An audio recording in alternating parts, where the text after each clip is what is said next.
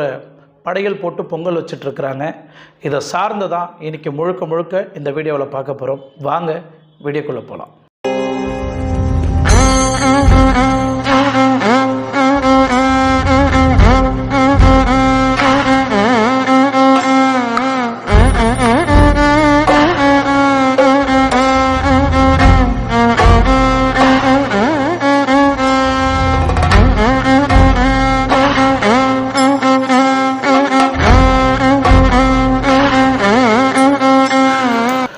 So friends, April 1ஆம் தேதி 2021 தொடங்கப்பட்ட ஒரு அறக்கட்டளை பரம்பொருள் ஃபவுண்டேஷன் திருப்பூரில் தொடங்கப்பட்டது.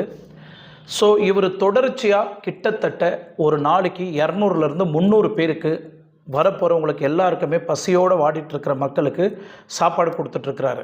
இந்த வெயில் மழை எதை பற்றியும் பொருள்படுத்த